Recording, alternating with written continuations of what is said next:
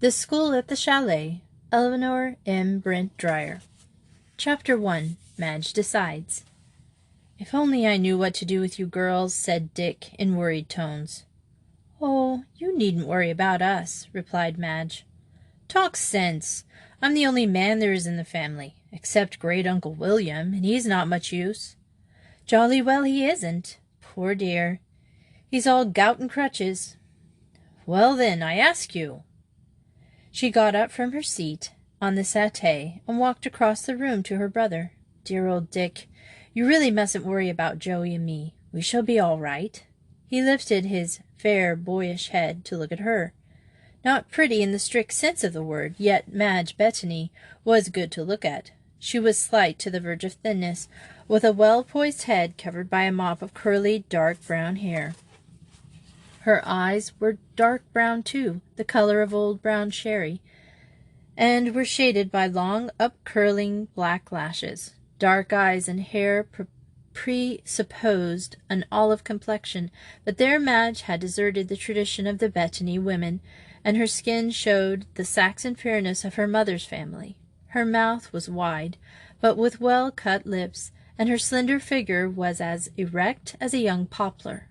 There was enough likeness between her and Dick, despite the disparity of coloring, to proclaim them unmistakable brother and sister. Now she slipped a hand through his arm, as she announced, "I've got a plan all ready for us." "Let's hear it," he commanded. "Well, the best thing is to go over all the possibilities." "Oh, for heaven's sakes, don't make a long story of it," he implored. "All right, but I want you to see my point, so—" "That means it's going to be something you think I shan't approve of," he said shrewdly. "Well, get on with it. Let's hear the worst." "You see," began his sister, balancing herself on her toes, "whatever happens, Joey and I must keep together. We are all agreed on that point. But there's no money, or at any rate very little. You can't keep us on your pay. That's quite out of the question. So last night I thought and I thought, after I had gone to bed, and honestly, I think my plan's the only one possible." "Oh, for heaven's sakes, cut all that out," groaned her brother. "What do you want to do?" "Start a school," was the sufficiently startling reply. "Start a school?" He stared at her. "My good girl, that sort of thing requires capital, which we haven't got." "Yes, I know that, as well as you do," retorted his sister. "At least it does in England." "But I wasn't thinking of England." "My dear girl, it's an awful undertaking to run a school, and you look such a kid. Who on earth would have you as head?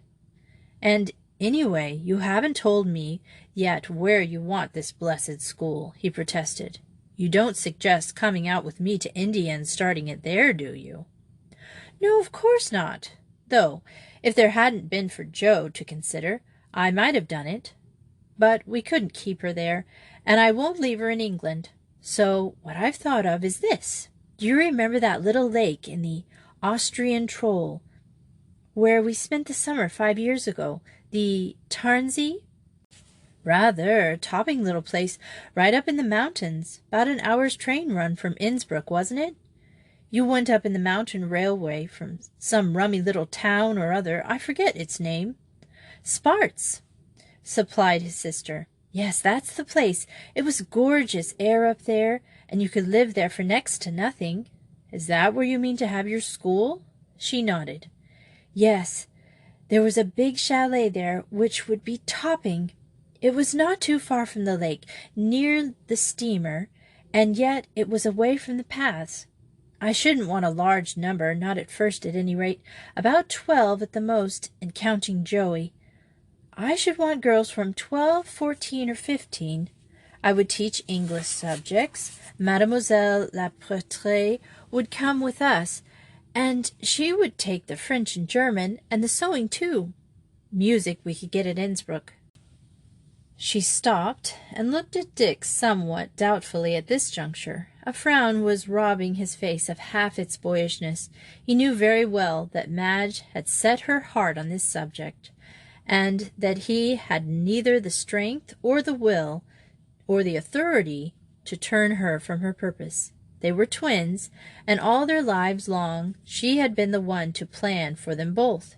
If she had determined to start this school, nothing he could say or could do to prevent her. Their only relatives besides Great-Uncle William, before mentioned, were two aunts, both married and both with large families and small means. "It's no use appealing to the aunts," she said. "Just consider how we are situated. We are orphans, with a sister 12 years younger than ourselves to be responsible for. Our guardian got his affairs into a frantic muddle, and then conveniently for him died, leaving us to face the music.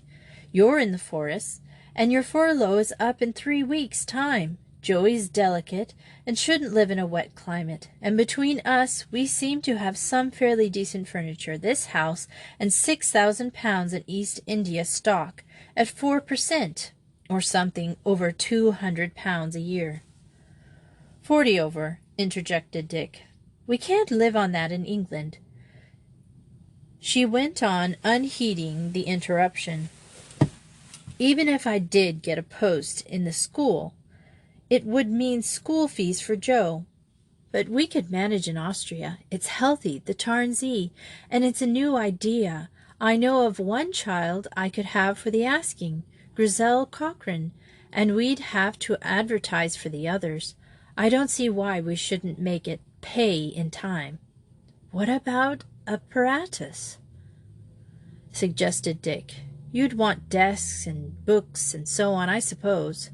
"Get them in Innsbruck. My suggestion is that we sell most of the things here, keeping only what we absolutely need, and buy out there. I went over the Chalet while we were there, a fortnight ago. I wrote to Frau Piffin.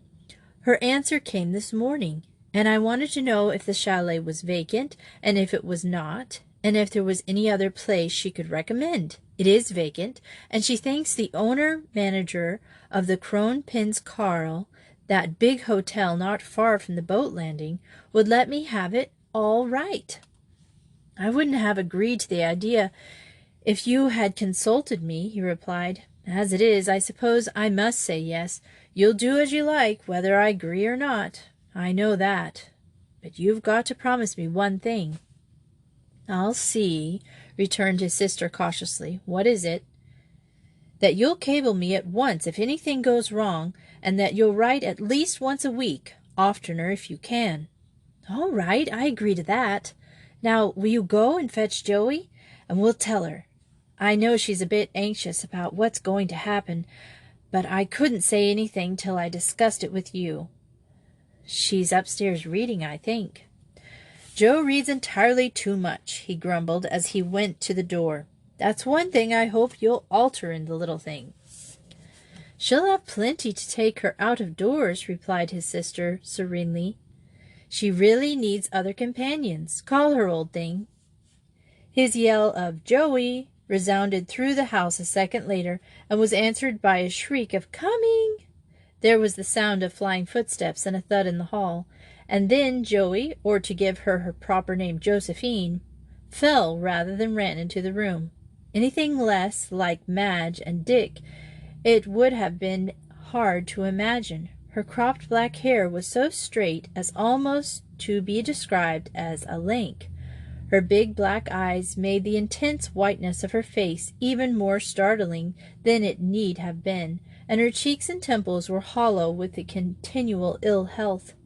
Like her brother and sister, she had been born in India, but unlike them, had come home at the early age of 7 months. The frail baby, who had never known her mother or father, had thrived in the soft Cornish air of their home till she was 4 years old. Then a neglected cold had brought on an attack of pneumonia, from which she had barely struggled back to life. Since then her health had been a constant worry to those who had charge of her. What made things still more difficult was the fact that Miss Joey possessed at least 5 times as much spirit as strength, and fretted continually at the restrictions they were obliged to enforce.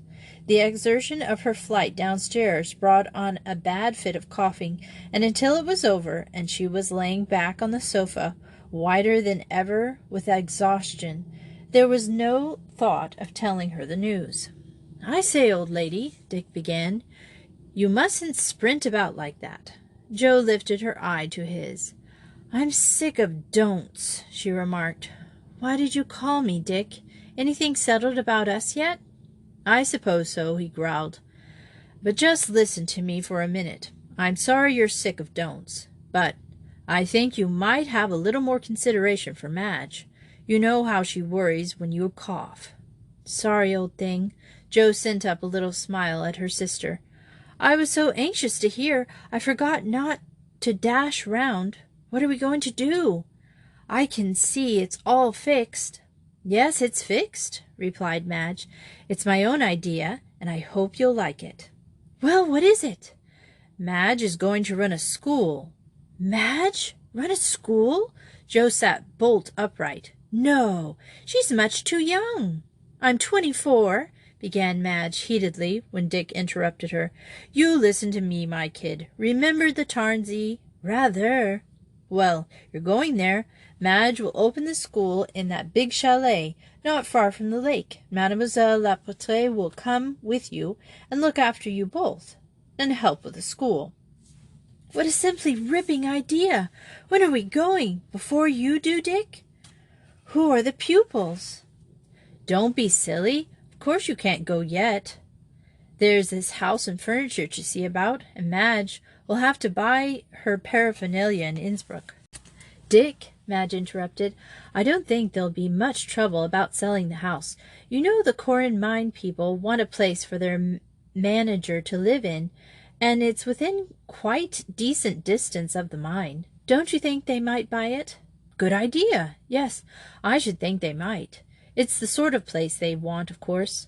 I'll take a stroll up to old Everson and get him to see it through. Since we'll all be going, sooner we get the business over, and quite the better."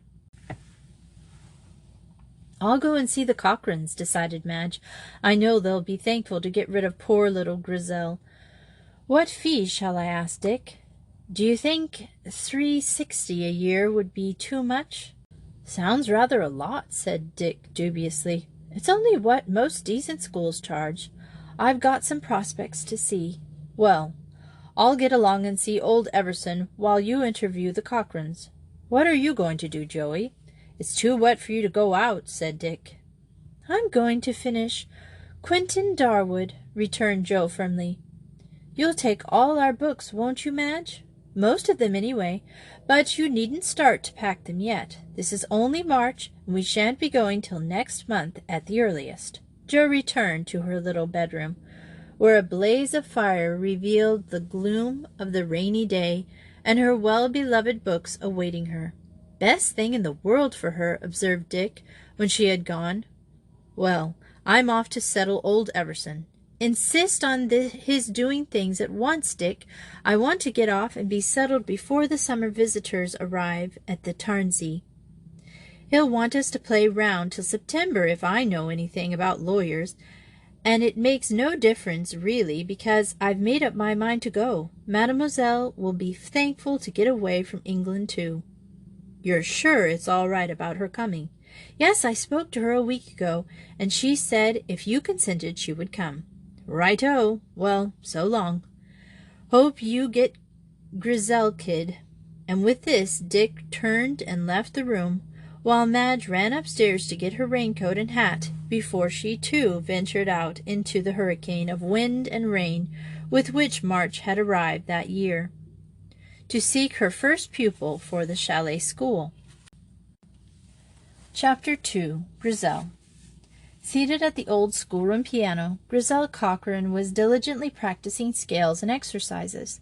She had no real love of music, but her father insisted that she must learn, and since she must learn, then also she must practice. Her stepmother, whom Grizel hated with all the intensity of her childish soul, had decreed that although this was her last day at home, the dreary hour of scales and exercises must be done as usual. "Thank goodness I shall be away from all this after tomorrow," she thought. "I love Miss Bethany, and Jo is a dear. I'm glad I'm going away from England. Glad I'm leaving them. They don't want me, and I can't endure them." Tears pricked at the back of her eyes at this thought, but she resolutely drove them back. At 14 and a half, Grizel Cochrane had realized she was decidedly an unwanted member of the Cochrane family. Her mother had died when she was 5. After her death, Mr. Cochrane had sent the child to his mother's and led a bachelor life for the next 5 years. On Grizel's 10th birthday he had married again, most unaccountably, without informing his second wife of the fact that he had a daughter, that she discovered when they reached home after the honeymoon. To find Grizel awaiting them on the steps, at first Mrs. Cochrane insisted that the child must go to boarding school. Her husband calmly replied that one reason for his second marriage was that he wanted Grizel under his own roof. He also pointed out that if she were sent away at once, people would talk. She desired that less than anything, so she gave way. Grizel went daily to a big high school in the neighborhood, and nominally, at any rate, received the same care and attention as any of her friends. But life at her grandmother's had spoilt her in many ways, and before long she and her stepmother were at daggers drawn with each other. Mr. Cochrane, never a particularly loving parent, refused to interfere. By slow degree, the wilful, high-spirited child gradually became a frightened, nervous creature, who did as she was bidden with a painful readiness. Later she became the excuse for many scenes, and on the day when Madge Bettany set off in the wind and rain to secure her for the Chalet school, Mr. Cochrane had at last given way, agreed to send her away.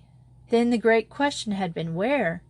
To them, considering the point, had come Madge, and with her complete resolution of the problem. It was satisfactory from all points of view. Grizel's father realized that if she were sent away with such an old friend as Madge Bettany, it would give rest to any gossip in the little town, which was beginning to conjecture at the cause of her loss of spirit. Mrs. Cochrane rejected in the fact that it would be sheer absurdity for her to make the long journey from Innsbruck to Cornwall for any holiday but the summer holidays. Grizel herself only wanted to get away, anyway, from her present surroundings, and Madge went home thrilling to the fact that she had gained her first pupil. For the next fortnight or so everyone had been kept busy.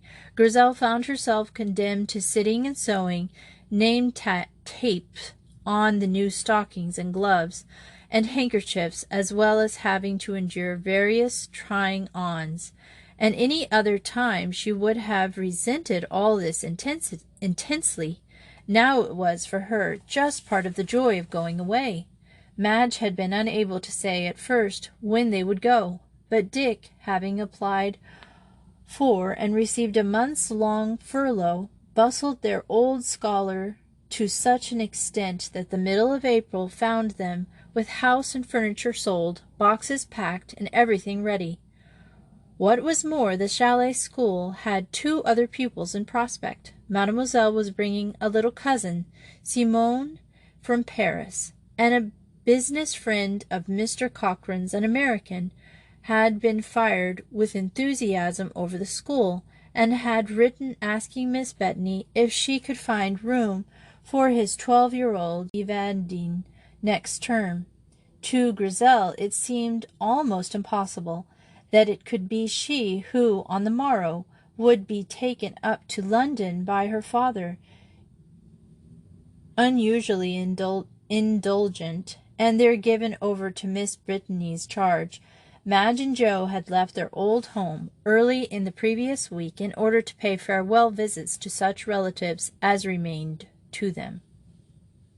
"It's too good to be true," thought Grizel ecstatically. "And that's 10 o'clock, thank goodness." She finished off the scale of A-flat, melodic minor, in grand style, and then shut down the lid of the piano with a bang. She had heard her stepmother go out a few minutes previously, so she ran down to the kitchen, where the cook, who adored her and spoiled her when it was possible, welcomed her with a wide smile and made haste to proffer a rock bun. "Just out of the oven, Miss Grizel," she said. Grizel accepted it, and sitting on the table, munched it with good appetite. "This time tomorrow I shan't be here," she said. "No, lovely, it'll be the train this time tomorrow," replied the good woman in her soft sing-song voice. "And then Paris the next day, and then Innsbruck next week." Grizel spoke exultingly. "Ah, Cookie, I'm so thrilled, I can't keep still." "Ah, it's a lot you'll be seeing, Miss Grizel. And you'll write to Cookie, and tell her all about the grand sights, and then furrin cities, won't you?" "Of course I will, Cookie dear. I'll write you as often as I can." And Grizel jumped down from her perch, and flinging her arms around Cook's neck, gave her a hearty hug. "I'll write you every week if I can." "There's a love." "And Miss Grizel, dearie, I was over to Bodom last night, and I got this for you to remember Cookie by." "Oh, Cookie, how dear and kind of you! Whatever can it be?" Grizel took the narrow parcel, feeling its shape with childish curiosity, before she opened it. A little scream of ecstasy broke from her as she realized what it was, a beautiful Waterman fountain pen. "Oh, Cookie, and I've always wanted one so much." The tears stood in her gray eyes as she carefully examined it. Cook looked down at the small, flushed face, felt rewarded for her long tramp of the night before, and for the sacrifice of a new spring hat, which had been necessary to buy the pen. "I've nothing to give you," said Grizel, suddenly sad in her tone. "You'll be giving me your news, lovely. Maybe a picture postcard or two. That's all I'll be wanting from you. Now you'd better go, Miss Grizel. The mistress only went down to the butcher's, and she won't like it if she finds you in here." Grizel nodded. With a final hug and a kiss, she turned and ran upstairs to her own little room, cuddling her new possession. Some paper lay on the little dressing table, and she tried the pen on it. Cook had had it filled already, and it was a beauty, neither too fine nor too broad. She wrote her name with a flourish several times, and then, hearing Mrs. Cochrane's steps on the stairs, tucked it away in her attaché case, and screwed up the bits of paper, thrusting them into her pocket just in time. When her stepmother entered the room, she was standing gazing out of the window and whistling softly. Mrs. Cochrane frowned at her. "Grizel, I have told you before that I will not allow whistling. Kindly obey me. As long as you are under this roof, you will do as I tell you." Grizel obeyed. The disciplining of the past 3 years had taught her the value of unquestioning obedience, if it had taught her nothing else. "You had better put on your outdoor things and come with me," went on her stepmother. "You ought to say good-bye to the rector and Miss Fraham, and I have to go to the rectory. Hurry up now, and brush your hair, and be downstairs in 10 minutes' time." She left the room, and Grizel did as she was bidden. But all the time that she was putting on the new blue travelling coat and changing into her outdoor shoes, she was murmuring softly to herself, "Only today left, only just today. Tomorrow will soon be here now." Walking demurely at her stepmother's side, she went down the garden path, which was already bordered with wallflowers and tulips, gaily a nod in the spring breeze, and out into the street, where they met 2 of the girls from her old school. "You will want to say good-bye to your friends," said Mrs. Cochrane graciously. She was always gracious in public. "I will wait for you at the rectory, but don't be too long, as there are still 1 or 2 things I want to do." She passed on, and Grizel was left with them. "It's tomorrow you go, Grizel, isn't it?" the elder of the 2 girls said. 14 Rosalie Dean by the name. Aren't you sorry to leave home?" Hitherto Grizel's pride had kept her from making any revelations about home matters. Now somehow it didn't seem to matter. She would not come home for more than a year, for she was to stay with the Bettanys at the summer. "Sorry?" she said fervently. "I'm not sorry. I'm glad. Glad, I tell you." "Grizel!" gasped Rosalie. "Glad to leave home and go right away?" "'Tisn't like your home," replied Grizel sombrely. "You've a mother." "Well, but you have Mrs. Cochrane, and I'm sure she's awfully sweet to you." "Yes, when there's anyone there to see it," replied Grizel recklessly. The two schoolgirls stood in horrified silence. They didn't know what to say. Grizel spoke, breaking the spell. She held out her hand. "I must be going," she said briefly. "Goodbye. Write to me sometimes." "Goodbye," Rosalie said flatly. "Of course I'll write, if you will." "I'll send you some postcards," responded Grizel. "Goodbye, Mary." Mary, the other child, mumbled something in farewell, and then Grizel ran off, leaving them still staring at her. "Well," ejaculated Rosalie at last, "did you ever?" "Never," replied Mary with finality. "I didn't think Grizel Cochrane was like that." "I wonder what Mother will say," said Rosalie thoughtfully. What Mrs. Dean actually said when she heard her daughter's story was, "Poor little dear, I hope she will be happy in Austria then." Meanwhile, Grizel hurried to the rectory, where her stepmother was waiting for her, and took leave of the rector and his sister, both of whom were fond of her. They had farewell gifts for her, too, in the shape of a new Kipling and a big box of chocolates, and she said good-bye to them with real regret. They had always been kind to her. After the rectory visit, Mrs. Cochrane took her into the town to do some shopping, and it seemed to the little girl that never before had they met so many acquaintances in one morning. Everyone was very kind and wished her good luck and a pleasant journey.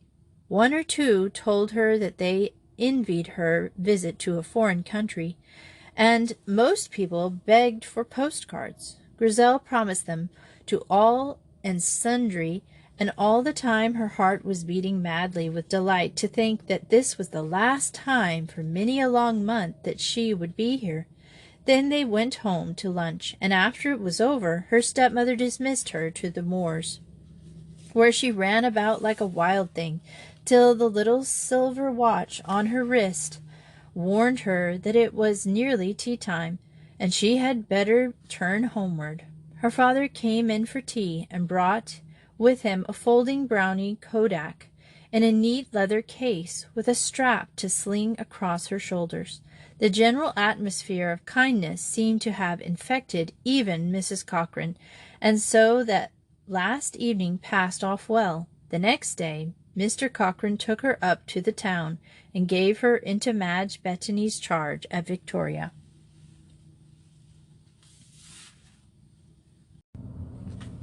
Miss Retro Reads is brought to you by Anchor. Anchor is an app that helps you record your podcasts, edit it, insert music or sound effects, or even background music. There's so much more you can do with this app than I do, and they distribute it wherever you're listening to it right now. So thanks, Anchor, and thank you for listening to Miss Retro Reads.